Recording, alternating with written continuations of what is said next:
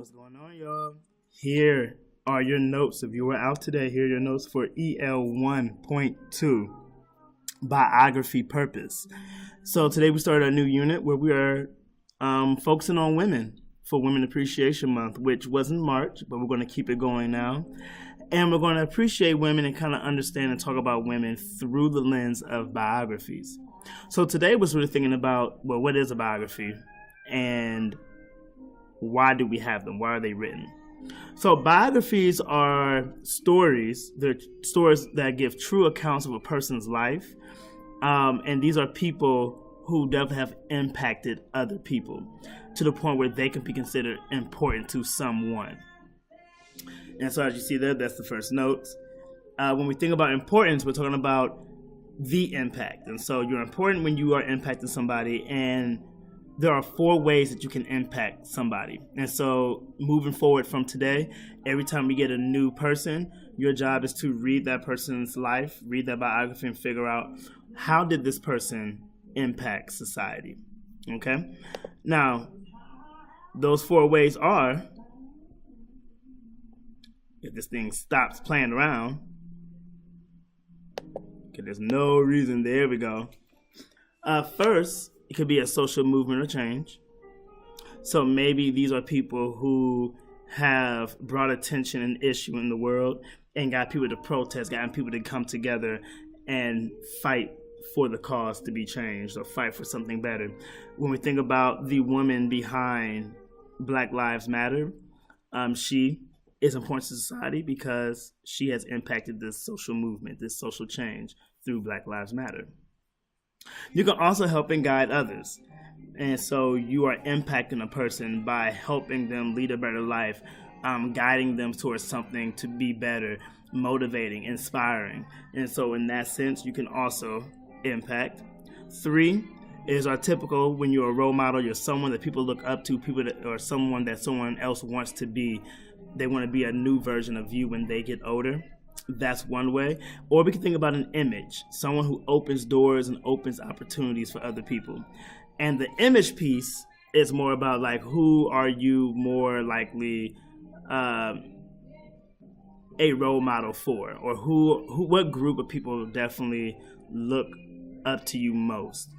So you could be, for example, you can be an image for Black men. What you do, how you present yourself is what all Black men aspire to be. Or another way of thinking about it, with the open the doors opportunities, being the first person to do something.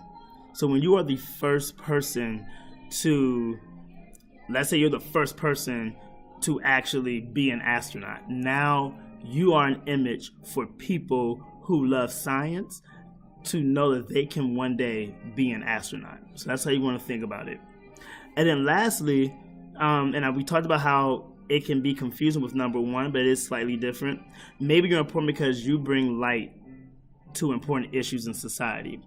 So you make it very clear that there is something wrong. This is a problem. And maybe it doesn't cause a movement, which is why it's different from 1.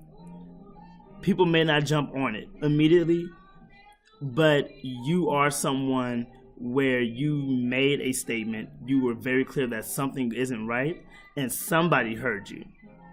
To the point where you probably inspired someone to be the person to cause a social movement. So because they heard it from you, they decided to then move forward and say it more, give you credit for it, but then got people to rally behind it and actually do something. And so simply being able to see a problem or see an issue and just say it is also a way that you can impact other people, because then you are an inspiration in itself. One thing that Taylor brought up is that importance isn't always positive. So you can be important in a bad way, because importance also, being someone who is recognized, who people know, in a sense. And you can be known for good things, you can be known for bad things. And so that's another way of thinking about it as well. And so that's pretty much that. And so again, this is pretty much what we did today. I gave students one of these, and then you had to give the more details about it in terms of what it is. And so when we talk about details, what we're talking about is, let's say a person is important to society because they help others. The push is for you to tell me, well, then how? What do you mean? Who did they help? How did they help? So they're important to society because they help others. They helped homeless people get off the street. So you want to add the extra piece. And so that's the other part that I'm not giving you that you need to be able to do. So when you read it, there's two parts. One, reading a person's biography and being able to say, oh, in this person's life, they were a role model. But then be able to say, but a role model for who and why? Or, oh, they caused a social movement. Okay, which social movement did they cause? So knowing the other part of it. So giving more detail about one of these four categories. And that's that.